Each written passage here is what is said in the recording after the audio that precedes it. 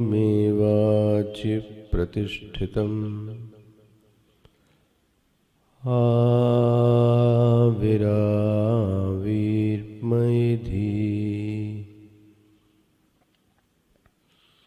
वेदस्यमवार्णिस्थः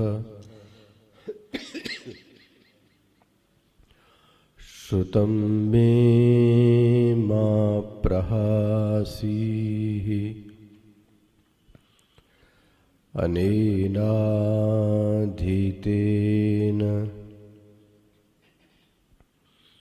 अहोरात्रान् सन्दधामि ऋतं वदिष्यामि सत्यं वदिष्यामि तन्मामवतु तन्वक्तारमवतु अवतु माम् अवतु वक्तारम् अवतु वक्तारम् ॐ शान्तिः शान्तिः शान्तिः। सदाशिवसमारम्भां शङ्कराचार्यमध्यमाम् अस्मदाचार्यपर्यन्तां वन्दे गुरुपरम्परा शङ्करं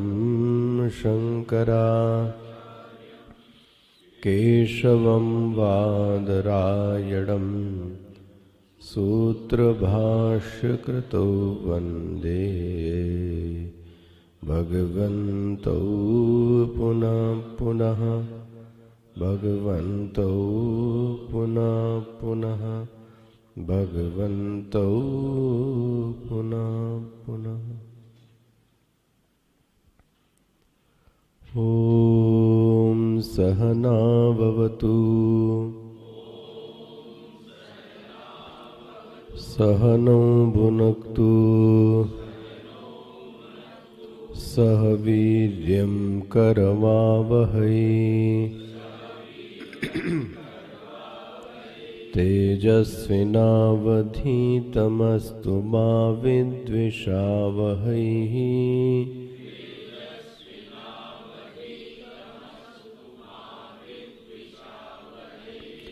ॐ शान्ति शान्ति शान्तिः।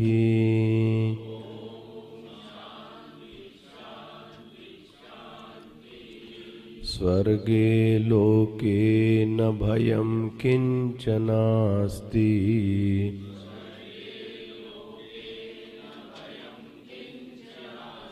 न तत्र त्वं न जरया बिभेति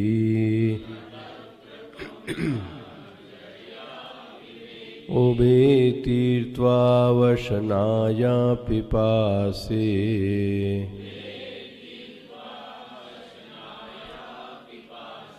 शोकातिगो मोदते स्वर्गलोके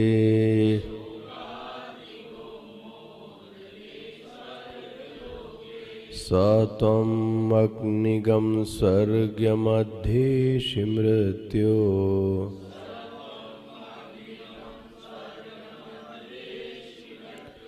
प्रब्रूहितगं श्रद्दधानाय मह्यम्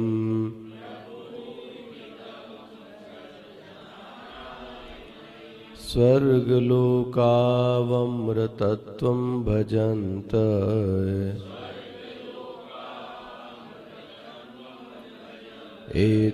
एतद्वितीयेन व्रणेवरेण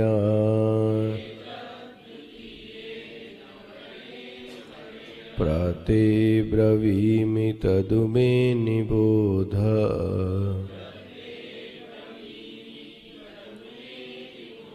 स्वर्ग्यं अग्निं नचिकेत प्रजानन्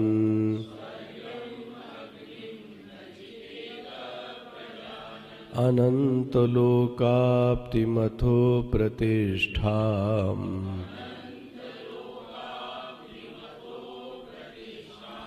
विद्धि त्वमेतं निहितं गुहायाम्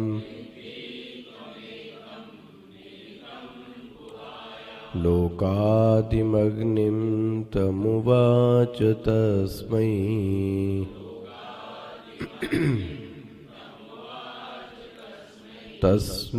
लोकादिमग्निं तमुवाच तस्मै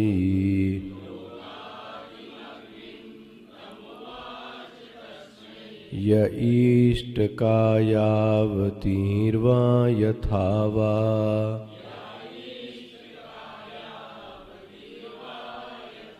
स चापि तत्प्रत्यवदत् यथोक्तम्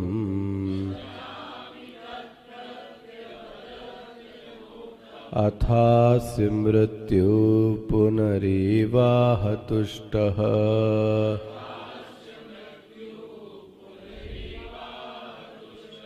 तमब्रवीत प्रीयमाणो महात्मा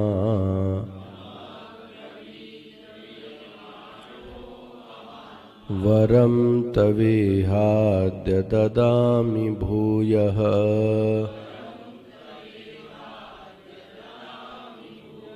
तवैव नाम्ना भवितायामवग्निः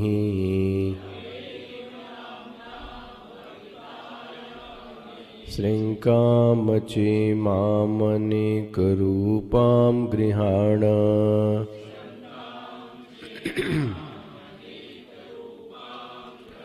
तृणाचिकेततिभिरेत्य सन्धिम्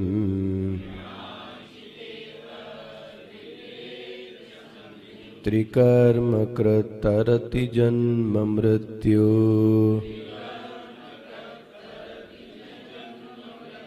ब्रह्मयज्ञं देवमेढ्यं विदित्वा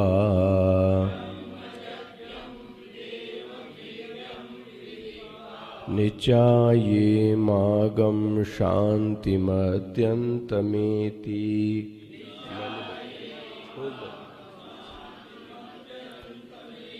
निचाये मागं शान्तिमत्यन्तमेति खोल दो।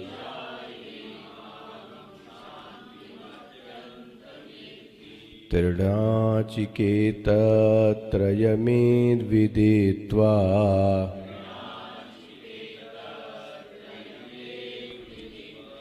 य एवं विद्वांश्चिनुते नाचिकेतम्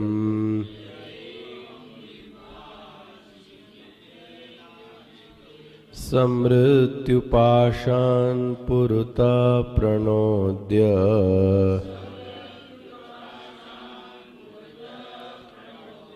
शोकातिगो मोदते स्वर्गलोके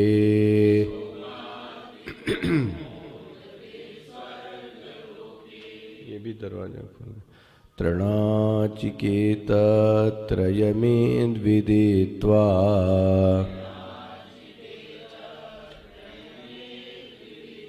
य एवं विद्वांश्चिनुते नाचिकेतम्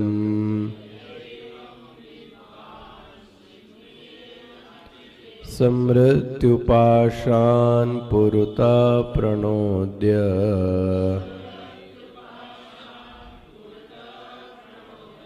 शोकातिगो मोदते स्वर्गलोके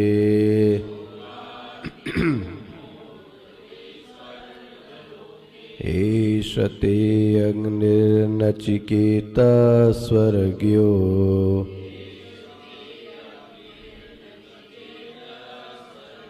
यमव्रणीथाद्वितीयेन वरेण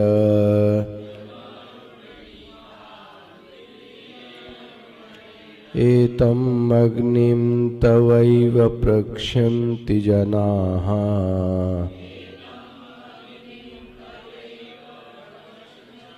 स तृतीयं वरं नचिकेतो वृणीष्व।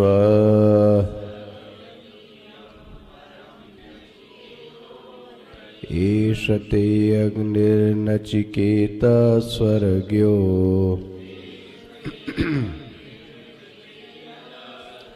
यमव्रणीथा द्वितीयेन वरेण।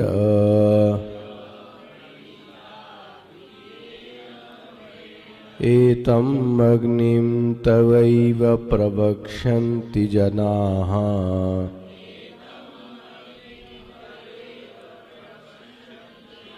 स तृतीयं वरं नचिकेतो वृणीष्व।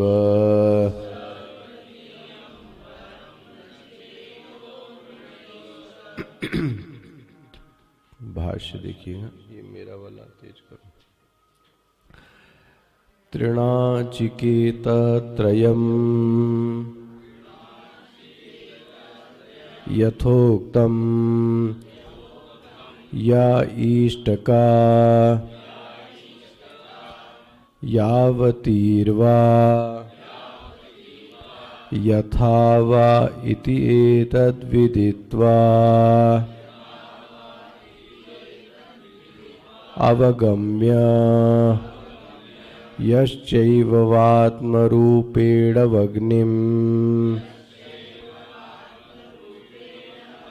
विद्वान् शृणुते निर्वर्तयति नाचिकेतम् अग्निं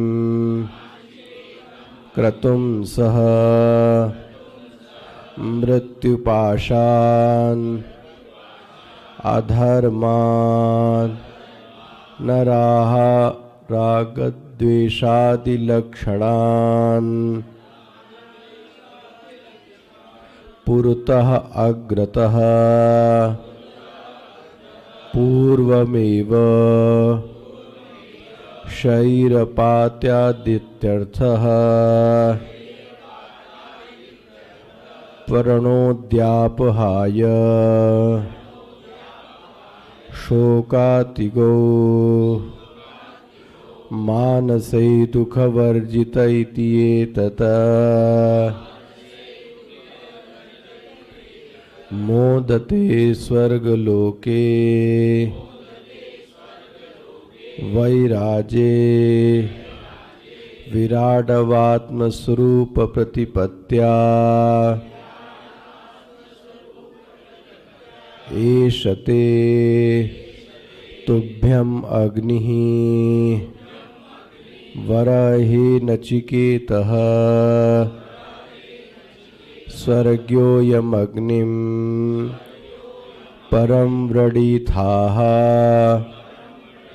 प्रार्थितवानसि द्वितीयेन वरेण सोऽग्निर्वरः दत्त इत्युपसंहारः किंचैतम् अग्निं तवैव नाम्ना प्रवक्ष्यन्ति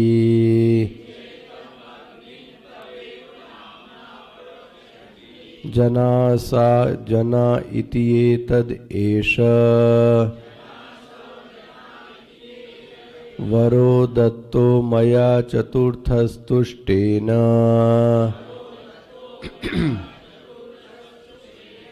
तृतीयं वरं नचिकेतो वृणीष्व। तस्मिन् यदत्तऋणवान् अहम् इति अभिप्रायः।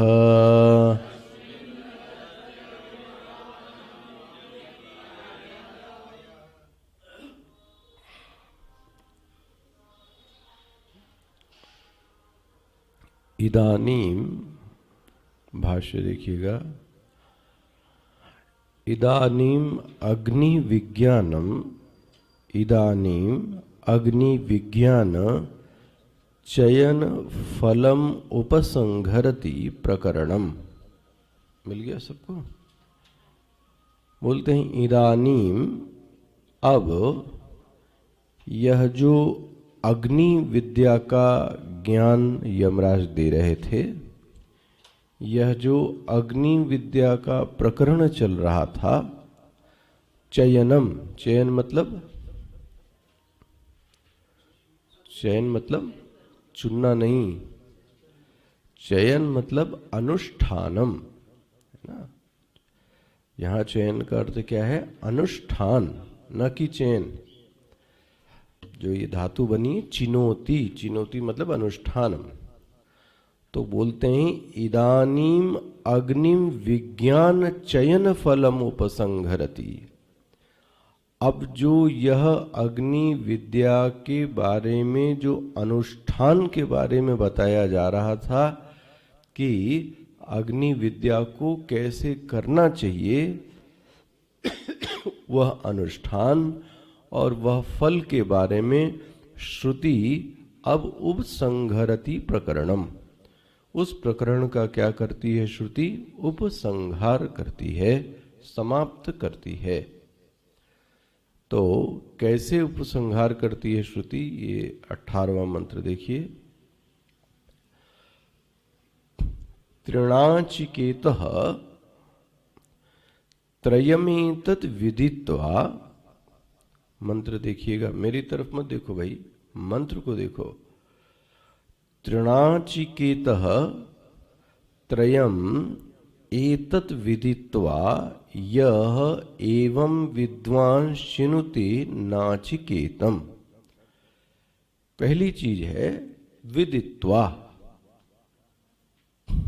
उसने इसको क्या किया? जाना।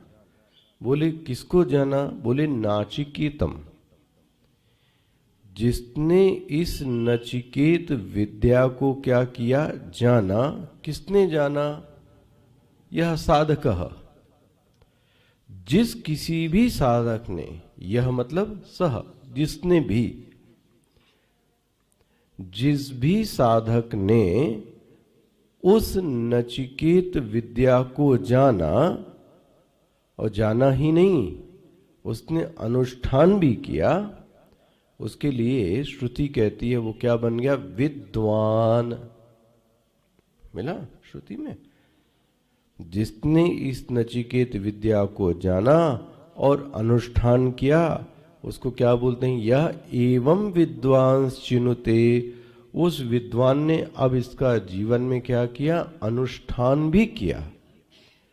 कितनी बार अनुष्ठान किया? त्रिणाचिकेतः, 3 बार जीवन में इस विद्या का उसने अनुष्ठान किया। ये पंक्ति समझ में आ गई पूरी? जिस किसी साधक ने सबसे पहले इस विद्या को जाना, जाना ही नहीं, इस विद्या का अनुष्ठान भी किया, श्रुति कहती है ऐसे साधक को सह, सह मतलब वही जिसने ये किया है, उसके लिए कह रही है श्रुति, सबके लिए नहीं, है ना, ये याद रखना है, सबके लिए नहीं। सह मृत्यु पाषाण पुरतः, ये बड़ा सुंदर वाक्य।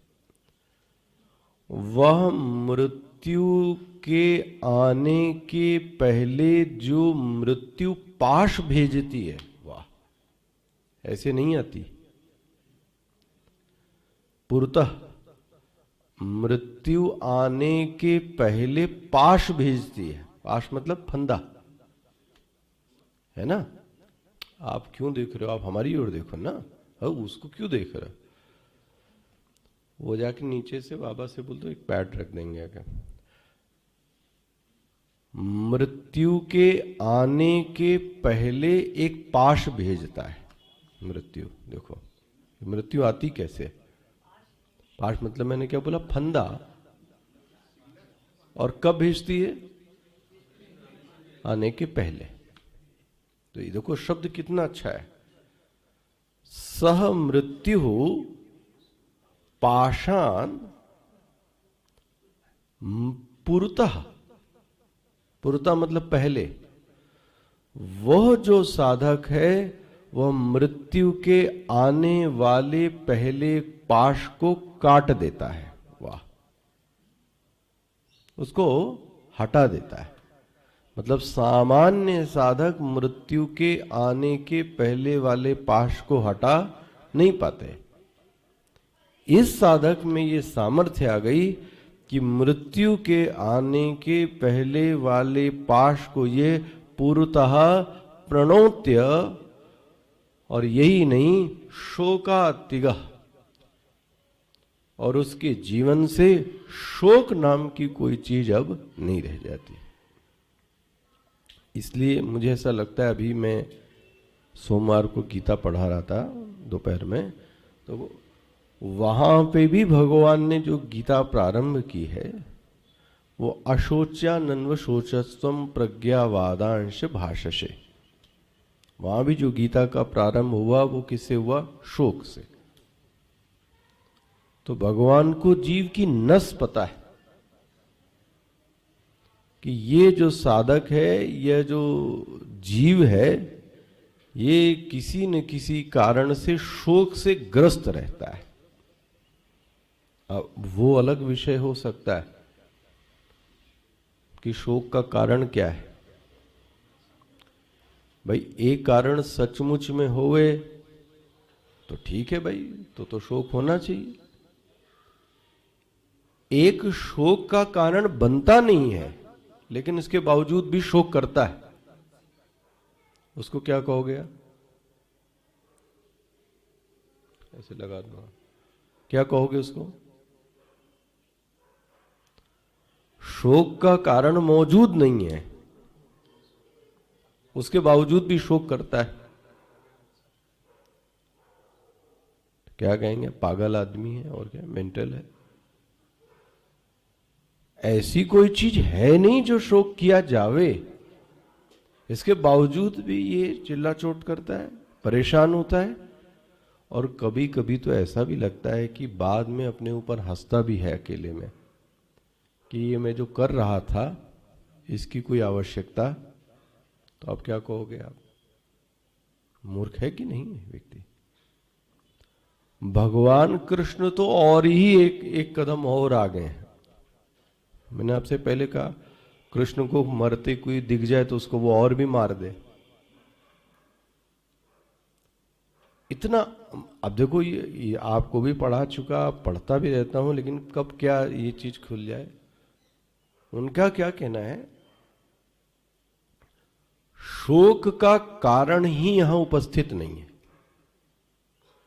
तो शोक बनता ही नहीं है। ले, जड़ी खत्म कर दी। तो मेरे मन में भी ये कैसे हो सकता है कि शोक का कारण नहीं बनता? कभी मंत्र को रखकर ऐसे भी विचार किया करो। बट आप लोग तो बड़े संतुष्ट प्राणी हैं कि गीता पढ़ ली तो सबको लग गया कि गीता आ गई। हम अभी भी पढ़ ही रहे हैं। तो पहला प्रश्न है, जो व्यक्ति जिससे सबसे ज्यादा डरता है, जो शोक का सबसे बड़ा कारण है, वो क्या है? वो है मृत्यु। मृत्यु मृत्यु मतलब ही इससे जुड़गा। मृत्यु मत भाई, आम साधारण भाषा में मृत्यु को क्या कहोगे आप? किस बात से दुखी हो? अच्छा, मर जाएंगे मतलब क्या? क्यों दुखी हो रहे हो? तो दो चीजें हैं मुझे जो लगता है, आपसे बात करने पर भी पता लगता है, अपने को भी देखने में सब पता लगता है। एक तो ये शरीर छूट जाएगा, वाह, इसका बड़ा दुख है। देख लो ना, इसका बहुत दुख है। किस बात का? ये शरीर छूट जाए। अरे तुम रहोगे। बोले वो ठीक है, मुझे मुझसे प्यार नहीं कि मैं रहूंगा, मुझे ये है कि ये शरीर मेरा छूट जाएगा। बहुत सुंदर। अच्छा, और क्या परेशानी? बोले अच्छा, कोई मान लो ये कहते कि ये शरीर दे देंगे तुमको, चलो अब तो मरोगे, तो अब क्या चाहिए? बोले ये थोड़े जो मेरे वाले लोग हैं ना, ये भी थोड़ा सा रहे बस। अच्छा अब मरोगे, हाँ बोले अब ठीक है। ये दो चीजें चाहिए। क्या चीज? ये मेरा शरीर रहे और ये मेरे आसपास के लोग रहे। कभी कभी एकदम सुलझा के सोचो तो भगवान ने अर्जुन को बोला, देखो ये बात तो तुम भी जानते हो कि जातस ही ध्रुवो मृत्यु, जो आया है वो जाएगा।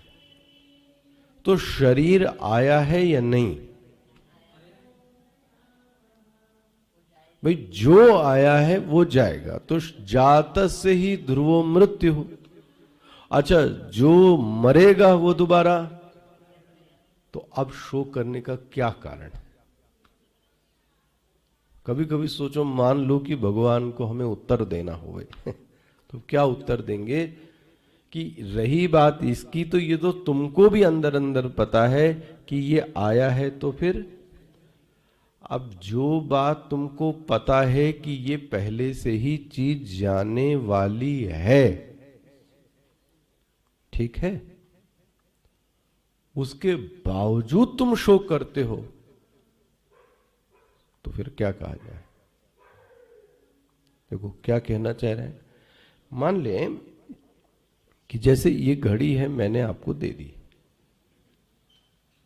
लेकिन मैं आपसे ये कहूं कि कुछ समय बाद में ये घड़ी ले लूंगा, तो जब भी लूंगा तब आपको इतना दुख नहीं होगा। आपको क्या होगा, इनकी थी, इन्होंने क्या कर ली, क्योंकि आप पहले से क्या थे, मेंटली प्रिपेयर थे, तो कोई दिक्कत नहीं हुई।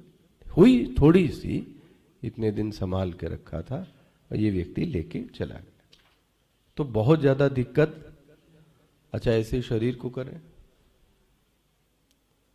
थोड़े दिन के लिए मिला है, और ये वृत्ति भी रखें कि थोड़े दिन के लिए मिला है और ये वापस भी लिया। अब आप बताओ अच्छा क्या बनेगा? दुख तो होगा, लेकिन इतना दुख नहीं होगा, क्योंकि आपको पहले से चीजें क्या हैं। अच्छा एक कदम और आगे बढ़ो, आपको पता है कि ये चीज दी गई और ये चीज ली जाएगी, उसके बावजूद आप चिल्ला चोट करो तो अब आप क्या कहोगे? ऐसे व्यक्ति को क्या कहोगे? बोलो, आप सोचो जरा, क्या कहेंगे? भाई आपको पता है कि ये चीज ली जाएगी, तो फिर दिक्कत किस बात की भाई? इसी को अज्ञान कहते हैं। भगवान ने और एक कारण बोला है। कभी पढ़ के ऐसा लगता है कि भगवान सरकास्टिक बोल रहे हैं कि हंस के बोल रहे हैं, ये बात समझ में नहीं आ रही मुझे। वो क्या था उत्तर मैं पढ़ रहा था, अर्जुन किस पे शोक कर रहे हो? जरा पढ़िए वो श्लोक क्या है। अशोच्यानन्वशोचस्त्वं प्रज्ञावादांश भाषसे। हाँ ये तो तुमको दुख किस बात का है? बोले ये मर जाएंगे। तो उन्होंने क्या बोला, बहुत सुंदर उत्तर है। असून मतलब समझते, प्राण, प्राण अपना खोल लो, चाहिए देखो शायद कुछ समझ में आ जाए आपके। 11वां श्लोक है ये।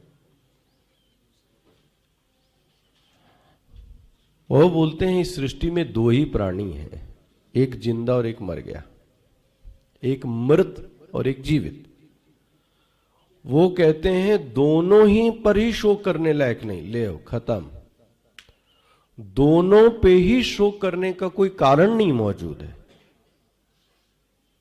जरा सोचो क्या कह रहे हैं। गतासून अगतासून, गतसून मतलब गत, गत मतलब गए, क्या गए? असून, जिनके प्राण चले गए मतलब मर गए। अच्छा अगतसून जो जीवित है। तो बोले आप क्या कह रहे हो? बोले गतसून अगतसून नानुशोचंती, दोनों ही शोक के योग्य नहीं है। अरे बोले क्यों? बोले एक बात बताओ, जो मर गया वो तो मर ही गया ना, उसके लिए शोक करने की जरूरत तो गया, आपके हाथ में नहीं है, वो चीज जा चुकी, तो अब आपके हाथ में तो ठीक है। दूसरा, जो जीवित है उसके लिए क्यों शोक करे, वो तो सामने ही मौजूद है। देखो कैसे फंसा है। पर दोनों तर्क देख रहे हो क्या बोल रहे हैं? भाई जो जीवित है उसके लिए क्यों रो रहे हो, वो तो है ना जीवित। अच्छा जो मर गया है वो तो ना तो जीवित के लिए शोक करने की जरूरत है न तो मृत। लेकिन so called knowledgeable person, so called, you are very intellectual, you are very knowledgeable person, बोले ये आप मुझको कह रहे हैं? बोले हाँ तुमको कह रहा हूं। क्यों कह रहे हैं? बोले ऐसे लोगों की एक पहचान है, सो कॉल्ड इंटेलेक्चुअल, सो कॉल्ड नॉलेजेबल पर्सन, ये लोग बातें बहुत बड़ी बड़ी करते हैं। ये मैं नहीं कह रहा हूं, पड़ोस में क्या लिखा है, प्रज्ञावादांश भाषसे। वाह, अब समझो जरा भगवान क्या सरकास्टिक बात कर रहे हैं, उससे हंस के बात कर रहे हैं। कहां रखा तुमने? सब मूर्खों की शिष्यों की टोली मौजूद कर रखी। इसको क्या सोना लगाने के लिए, उसको वहां लगाने के लिए रखा है? 4 बार कूद चुका है। अभी बोल रहा हूं कि ठीक से रहो, तभी लोग हंसते हैं आश्रम बाबा जी लोगों पे कि सब मूर्ख ही रहते हैं आसपास।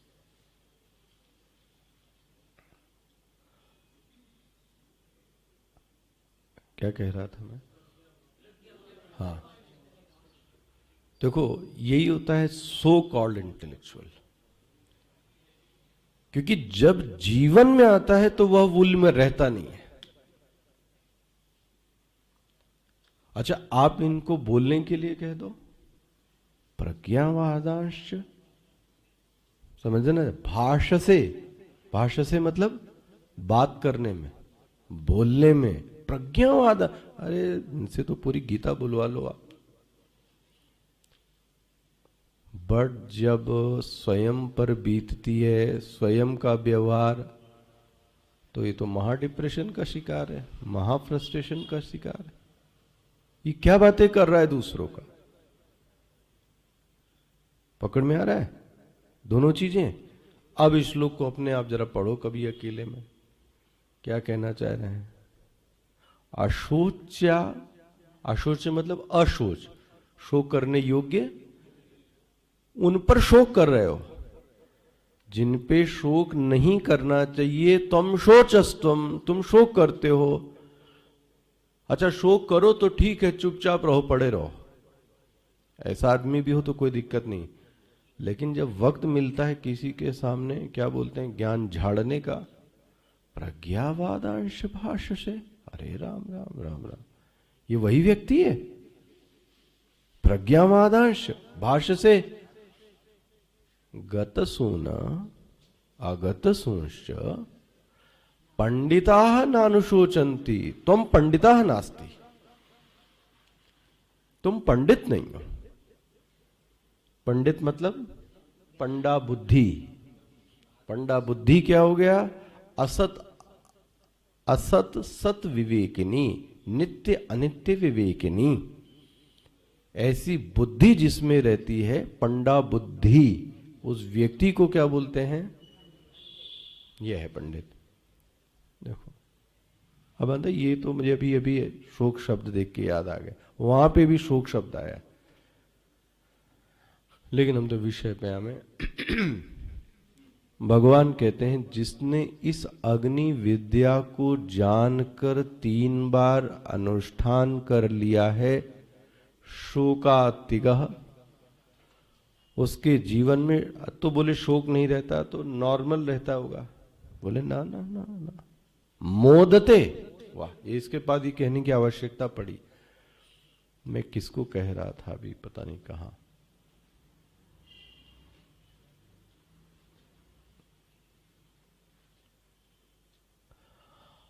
आत्म चैतन्य को, ब्रह्म को सुख स्वरूप सबने नहीं माना है।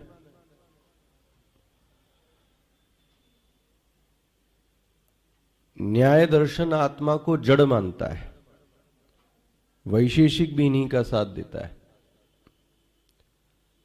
ठीक है, जैनियों से पूछा गया, बोले हम कह नहीं सकते। बौद्ध बोले तो विकल्प है, तो शून्य को मानते हैं। ये बोले हम इसके बारे में कोई टीका टिप्पणी नहीं करेंगे। बन गया। सांख्य भी नहीं मानता, सिर्फ एक वेदांत है इस बात को। वेदांत ही इस बात को कहता है कि जो आत्मा है वो सुख स्वरूप है। कभी इस पर अलग से और दर्शन की चर्चा कीजिएगा। आत्मा की प्राप्ति ही सुख स्वरूप है। इसको समझते हैं? इसको देखो, फिलॉसॉफिकल दर्शन की भाषा में इसको कैसे समझें। योग दर्शन हमारी, बट वो भी आत्मा को सुख स्वरूप नहीं मानता। देखो आप, मैंने इसका दृष्टांत कभी आपको दिया होगा।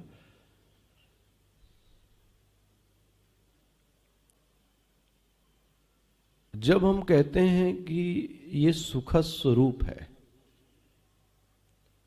तो इसका मतलब हो कि ये इस चीज में सुख का गुण है, ये चीज ही सुख स्वरूप है। ठीक है। एक कॉन्सेप्ट क्या है, ये सुख स्वरूप नहीं है। ले ना ना ना ना, ये तो दुखों के अभाव को सुख कहते हैं। सुख नाम की कोई चीज होती नहीं है। वाह, जरा समझना, थोड़ी बुद्धि लगाइएगा। क्या कहा जाए, सुख नाम की चीज नहीं होती, यह अन्य दर्शनों का आक्षेप है। सुख नाम की कोई चीज नहीं होती, वो तो दुखों का अभाव है, इसलिए सुख है। बोले जैसे, बोले कि मान लो एक लकड़हारा है, जेठ चल रहा है ना, किसी को बोलेंगे वैशाख है ना, अब जेठ, इसके बाद जेठ। बोलते हैं जेठ की जो गर्मी है वो चमड़ी व्यक्ति की उधेड़ दे, सिंह जो हिरन है ना वो भी पूरा काला हो जावे। तो जेठ की दोपहरिया में 12-1 बजे एक लकड़हारा लकड़ियों के गट्ठर को लेके जा रहा है, पसीने से लथपथ, शरीर लाल हो गया। जरा सीन अपने सामने लेके आइए। क्या बोला मैंने? जेठ की गर्मी में 12 से 2 के बीच में एक लकड़हारा सिर के ऊपर लकड़ियों का बंडल लेके जा रहा है, पसीने से लथपथ है, शरीर लाल हो गया है, प्यास अलग लगी है, भूख अलग लगी है, और उसको जाते कहीं पर एक पेड़ की छांव दिख गई। हाँ? और उसने क्या किया, लकड़ियों के बंडल को उस पेड़ के नीचे चबूतरे पे रख दिया, और जैसे ही चबूतरे पे रखा उसको महाराज ब्रह्मानंद का एहसास हुआ। इस कहानी इतनी सी है। क्या सुख उसका स्वरूप है कि लकड़ियों के अभाव के कारण उसको सुख प्राप्त हुआ? क्या बोलोगे? फंसे अब आप? अब देखो, ये आपके सामने, इसी को दर्शन कहते हैं। घटना तो एक घटी। अच्छा, अब मैं पूर्व पक्ष उठाता हूं वेदांत के विरोध में। मैं पूर्व पक्ष उठा रहा हूं, घबराना नहीं आप, है ना इससे। अगर वो सुख स्वरूप था तो स्वरूप तो उसको ही कहते हैं जिससे कभी वियोग, अहेयम अनुपादेयम। तो तो सुख उसका स्वरूप था, तो लकड़ी के बंडल के रहते हुए भी उसको सुख, लेकिन फिर उसको सुख का एहसास, लेकिन जैसे ही लकड़ी के बंडल को हटाया वैसे ही उसको सुख का, इसका मतलब वह सुख स्वरूप नहीं था, लकड़ियों के बंडल के अभाव के कारण वो व्यक्ति सुखी हुआ, ये सही बात है।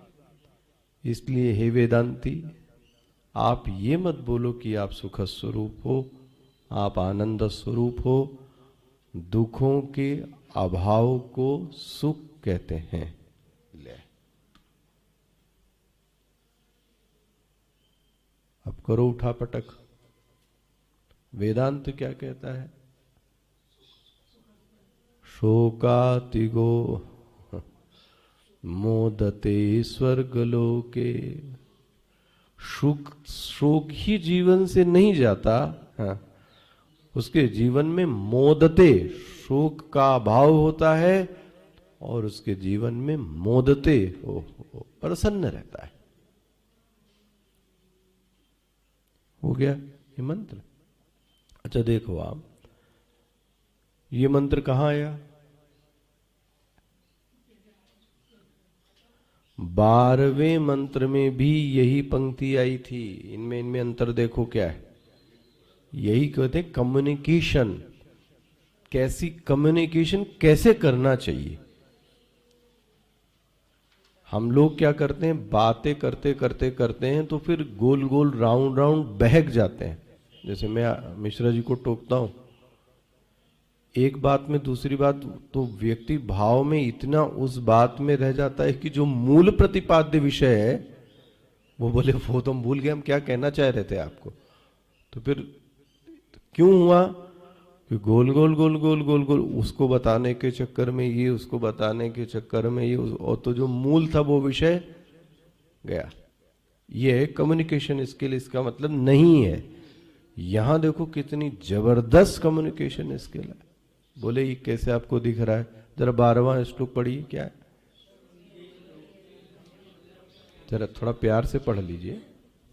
स्वर्गे लोके न भयम किंचनास्ति तत्र त्वं न जरया विभेति उभे तीर्त्वा अशनाया पिपासे कातिगो। ये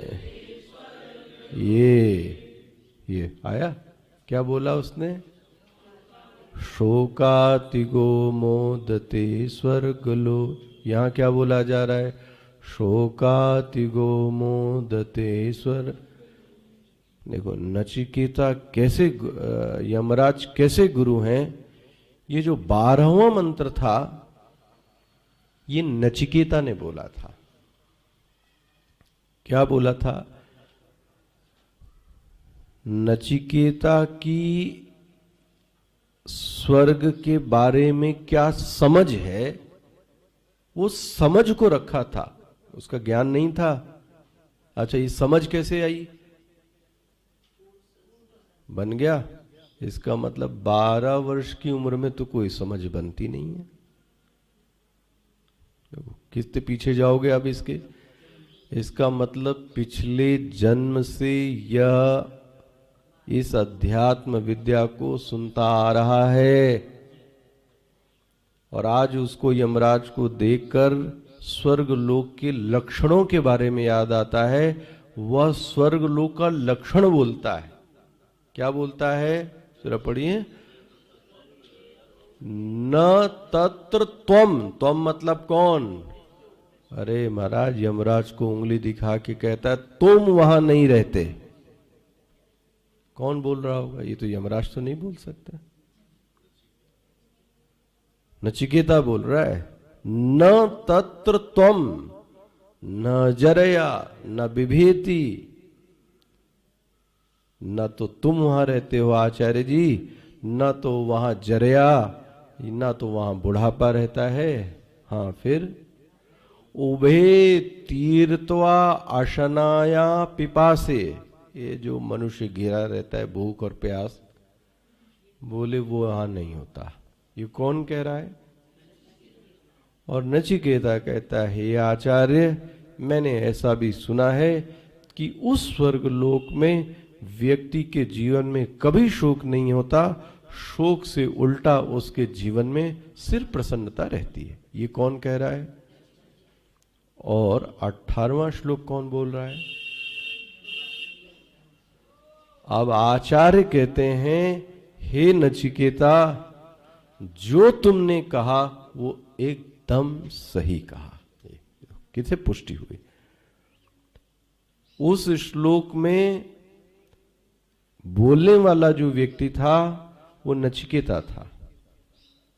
इस श्लोक में यमराज पुष्टि करते हैं, स मृत्यु पाशान पुरतः प्रणोद्य, जो इस स्वर्ग विद्या, इस अग्नि विद्या, इस नचिकेत विद्या का अनुष्ठान करता है, उसको जानता है, अपने जीवन में 3 बार इसका अनुष्ठान करता है, वह मृत्यु के आने के पहले वाले पाश से छूट जाता है। छूटता ही नहीं है, शोकातिगः, उसके जीवन में कोई शोक नहीं रहता। उसके जीवन में सिर्फ मोदते, सिर्फ प्रसन्नता रहती। ये श्रुति का अर्थ मैंने आपके सामने अभी रखा है। अब इसकी विवेचना करो। आप क्या कहते हैं? भाष्य देखिए, इदानीम अग्निम विद्यम, अग्नि विद्या चयन फल, चयन मतलब मैंने बोला अनुष्ठान, फलम उपसंहरति प्रकरणम, इसमें इस अग्नि विद्या का जो प्रकरण चल रहा था, श्रुति इसका क्या करती है? उपसंहार करती है, समाप्त करती है। कैसे? तृणाचिकेतः, तो भाष्यकार बोलते हैं तृणाचिकेतः मतलब क्या हुआ? जिसने 3 बार इस नचिकेता अग्नि का अनुष्ठान, क्या? त्रयम यथोक्तम, त्रय मतलब 3 बार, यथोक्तम मतलब जैसा पहले बताया गया है। क्या क्या 3 चीजें? या इष्ट का, मिल रहा है? या इष्ट का मतलब क्या हुआ? ईंटों को कैसे रखना चाहिए, देखो मिल गया। जो ईंटें होनी चाहिए उनकी संख्या क्या होनी चाहिए, ये आपको मैंने पहले एक बार बताया है। ईंटों के चयन में क्या क्या सावधानी बताई गई थी? ईंटों की साइज, तो देखो ये विद्या थी, इसको इसलिए हंसी मजाक में कभी नहीं लेना चाहिए। कोई भी अग्नि कुंड, कोई भी हवन दिखता है, उसके पीछे मैं बताऊं बड़ा रहस्य है, बहुत रहस्य। इस पर भी चर्चा करूंगा। ईंटों की लंबाई और चौड़ाई और किस मात्रा में और किस शेप में लगाई गई, 3 चीजें हो गई। कितनी ईंटें,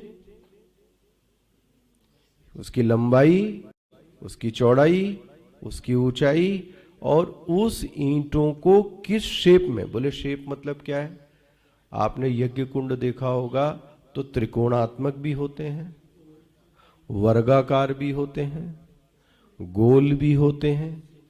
तो बोले अपने मन से कर दिया? बोले ना ना ना, अपने मन से नहीं, शास्त्र इसके बारे में बताता है। देखो जी, ये हो गया ईंटों का चयन, ये एक बहुत बड़ी विद्या है। इसलिए भाष्यकार क्या लिखते हैं? तृणाचिकेतः त्रयम यथोक्तम या इष्ट का यावतीर्वा वा यथा वा इति एतत् विदित्वा अवगम्य। इस चयन को, इस ईंटों को कितना, कैसे, किस परिमाण में लगाना चाहिए, एतद् विदित्वा, इसको क्या करता है? वो जानता है। देखो, यश्चैव आत्म रूपेण, अब देखो यहीं से बात बदल गई। यहीं से भगवान भाष्यकार ने एकदम इस यज्ञ को अलग कर दिया। क्या बोलते हैं? लेकिन ये यज्ञ आत्म रूपेण अग्निम विद्वान, इस यज्ञ को आत्म रूप से करना चाहिए।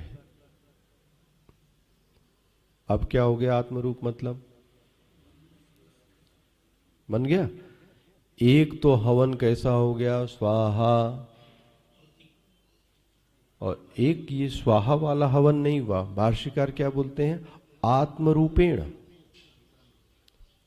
ये आपके चिंतन का विषय होगा। इसलिए देखो, कर्म के क्षेत्र में जब यज्ञ हवन है, यज्ञ हवन मतलब कर्म, कर्म के क्षेत्र में बहुत सावधानी पूर्वक कार्य करना चाहिए। इससे ये सीख लेनी चाहिए। कैसा? जो कर्म का क्षेत्र है उसमें बहुत अत्यंत सावधानी से काम करना चाहिए। अब मैं कर्म कहता हूं तो कोई भी कर्म कह रहा हूं आपसे।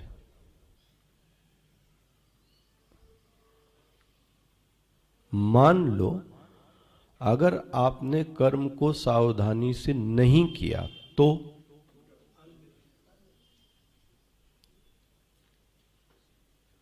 क्या होगा? तो एक तो यह है कि जिसके लिए किया था वो उल्टा है, जो नहीं चाहिए था उसकी प्राप्ति हो जाएगी।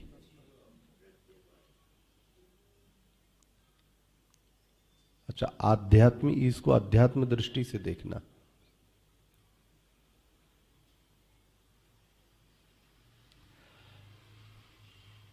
अध्यात्म की दृष्टि से कर्म करने का मतलब है कर्तृत्व और रजोगुण को क्षय करना।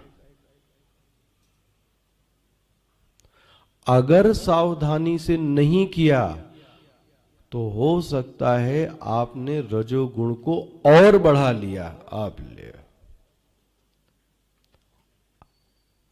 गए थे हरिभजन को, होटन लगे कपास। हम गए थे अपने रजोगुण को शांत करने, तो हमने ऐसा फैलावा फैलाया कि अपने रजोगुण को क्या कर लिया? और जागृत कर लिया। इससे अच्छा तो नहीं करते तो ज्यादा अच्छा था।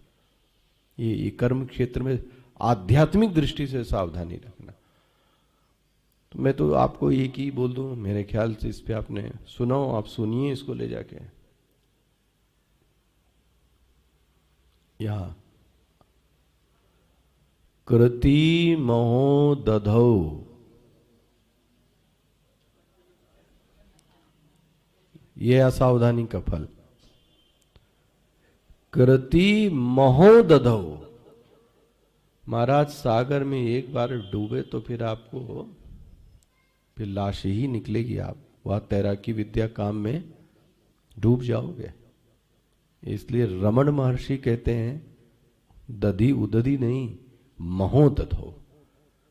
बोले तो क्या हो गया? हमको अपनी स्किल पे बड़ा भरोसा है, मैंने बहुत सारे लोगों का काम किया है, मैं इस बात में बहुत निपुण हूं। बोलते हैं ये सागर ऐसा है, कृति महो दधौ पतन कारणम। ले, तुम्हारा क्या हो जाएगा? पतन होएगा। ले देखो आप, ये कर्म है। अच्छा, यही नहीं, रमण महर्षि के शब्द देखो, अब रुकते नहीं है। इस कर्म से मिलने वाला जो भी फल मिलेगा वो अशाश्वत मिलेगा। ले, अशाश्वतम। और करो कर्म, फिर रोगे कि ये तो मिला था चला गया।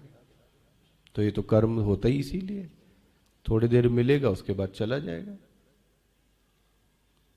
कर्म का लक्षण ही है ना, इसमें एकदम परहेज नहीं करना चाहिए। अच्छी चीज उसको, आपने प्राणायाम किया,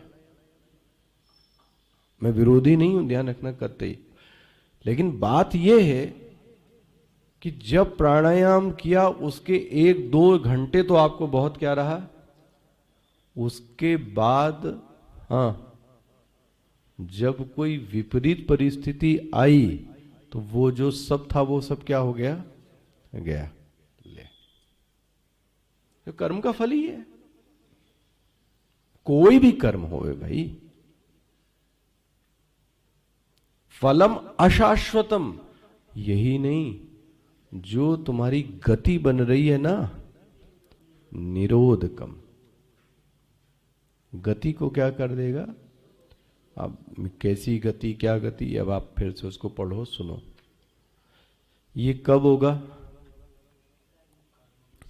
जब कर्म में सावधानी नहीं होगी तो।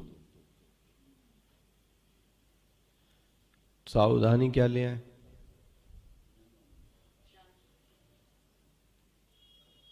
सावधानी क्या लाए, हाँ, सावधानी ये ले आए, उस कर्म का उद्देश्य स्वयं कभी नहीं होना चाहिए। ले, रास्ता बदल दिया, सीधा सीधा जा रहा था, एकदम टर्न मार दिया। तो स्वामी जी की याद आती है, बहुत सुंदर इस विषय पे कितना ठूस के उन्होंने मेरी बुद्धि को तो रखा ही। ये 3 चीजों को सदैव स्मरण रखना चाहिए कर्म के बारे में। यही रास्ता इधर करता है, यही रास्ता उधर करता है। कस्मै देवाय हविषा विधेम, कस्मै देवाय हविषा, ये कर्म किसके लिए किया जा रहा है, for whom I am performing this action। एक सदैव प्रश्न पूछना चाहिए, क्या चीज, कर्म किसके लिए। हो गया, तो उत्तर आपको यही मिलेगा, अपने लिए, अपने पेट के लिए, अपने खुद के लिए, अपने मन के लिए। तो आपको 24 घंटे में लिस्ट बनाओगे तो आपका सब क्या मिलेगा, मैं 24 घंटे में। ऐसा व्यक्ति डिप्रेशन का शिकार नहीं होता और क्या, ये सेल्फ सेंटर्ड पर्सन एक्चुअली में। हम जब ऐसे मरीज को साइकोलॉजिकल देखते हैं तो पहले उसकी लाइफ को बारे में जानता हूं, उसकी सोच को पकड़ो आप, ये सेल्फ सेंटर्ड है। सेल्फ सेंटर्ड सिर्फ मेरा बिस्तर, मेरा एसी, मेरी रोटी, मेरा कपड़ा, दूसरा वाला भाड़ में गया, हमसे क्या मतलब, हमने तो इतना कर दिया, अब ये करे या, ये अप्रोच नहीं हो सकता ना ना ना। एम्बिशियस ज्यादा है, महत्वाकांक्षी जबरदस्त है, तो डिप्रेशन आएगा ही आएगा फिर। इसलिए 3 में जो सेगमेंट आपको बता रहा था, कर्म करते समय किसकी शक्ति से मैं ये कर्म कर रहा हूं, तो पहला फैक्टर है शक्ति।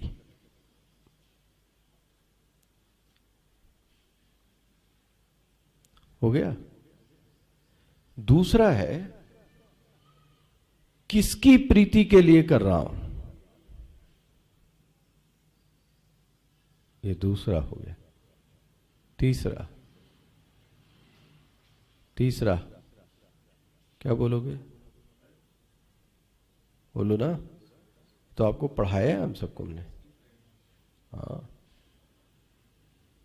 ये जो मुझे कर्म करने का जो उद्दीपक है,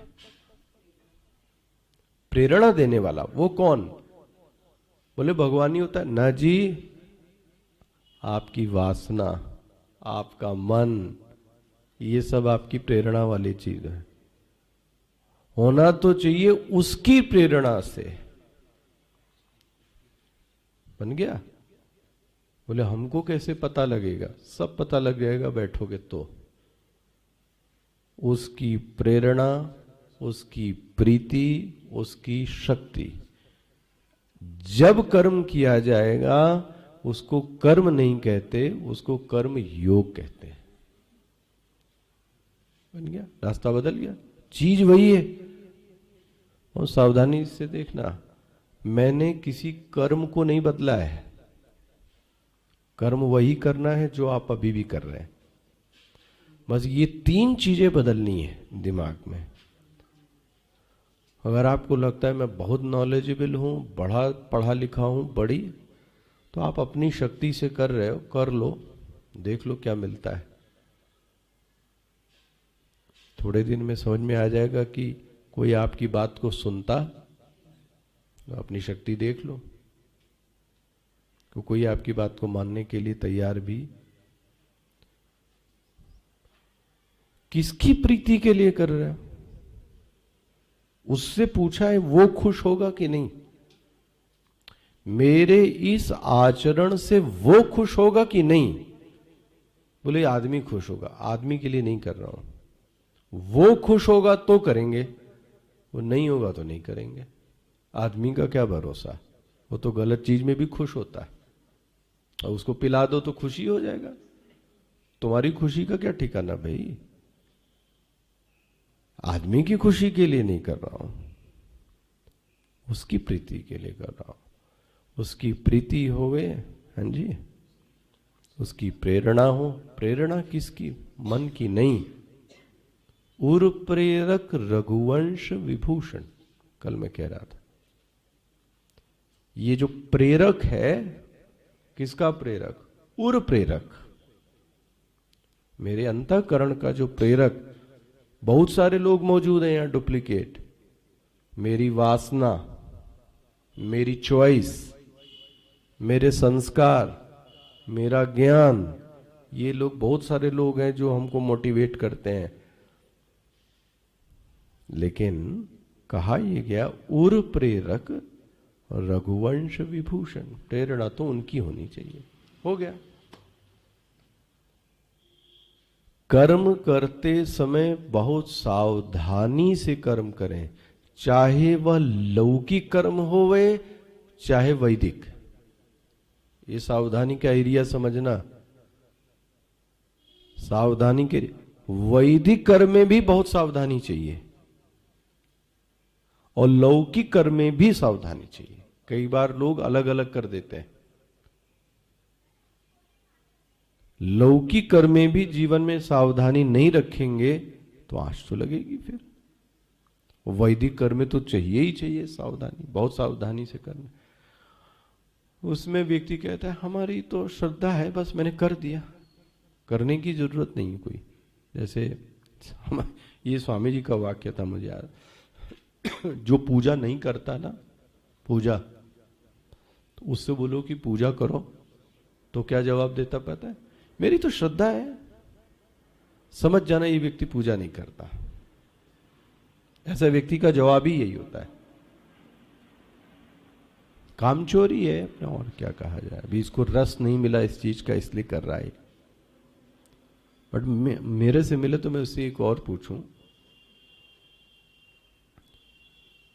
कि श्रद्धा की अभिव्यक्ति तुमको नहीं चाहिए? बोले मतलब तुम्हारी पत्नी तुमको प्रेम करती है, तुम्हारे पुत्र तुमको प्रेम करते हैं और तुमसे बात भी ना करें, तुम्हारे लिए कुछ ना करें, लेकिन वो आपसे कहें हम तो आपको बहुत प्रेम करते हैं, तो आपको चाहिए क्या फिर? आप ये चाहते हैं कि वो समय समय पर अपने प्रेम की चीजों को क्या करें, व्यक्त करें। तो जो मनुष्य होकर तुम ये चाह रहे हो कि तुम्हारे सामने इस जेस्चर को तुम पसंद करते हो, तो व्हाट अबाउट गॉड? तो तुमको एक फूल देने में दिक्कत है। यही हुआ ना, फूल नहीं चढ़ाना है। फिर लोग कोट क्या करते हैं, कर्म ही पूजा है। तो हमें स्वामी जी ने इसका उत्तर दिया, ये ट्रक पे लिखा होता है, ये ट्रक पे लिखा होता है, ग्रंथ में नहीं लिखा है कहीं। आतंकवादियों का जो कर्म है वो, यही लाइन है ना आपकी, बलात्कारियों का जो कर्म है वो, बोले महापुरुष ये अपने मन से मत बनाओ, क्योंकि तुमको नहीं करना है इसलिए व्यक्ति क्या कहता है, जो मैं कर रहा हूं वही ही पूजा है, इसलिए स्वामी जी कर्म ही क्या है। ऐसे व्यक्ति को समझ में समझाने से कोई फायदा, जब लगेगी ठेस तभी ये वापस आएगा। देखो, तो मैं ये इसलिए कह रहा था, इससे जोड़ना जरा मैं क्या कहना चाह रहा था, लौकिक क्षेत्र होवे चाहे वैदिक क्षेत्र, समय मिलेगा तो आपको इसमें देखता हूं, मुझे भी कितना स्मरण आता है, दोनों ही क्षेत्रों में बहुत अलर्टनेस और बहुत सावधानी से काम करना चाहिए। स्पष्ट हो गया? अच्छा जी, कल करते हैं। कौन सा अध्याय? 11वां अध्याय में। ओम श्री परमात्मने नमः। अथ एकादशोऽध्यायः। अर्जुन उवाच मदनुग्रहाय परमं गुह्यमध्यात्मसंगितं यत्त्वयोक्तं वचस्तेन मोहोऽयं विगतो मम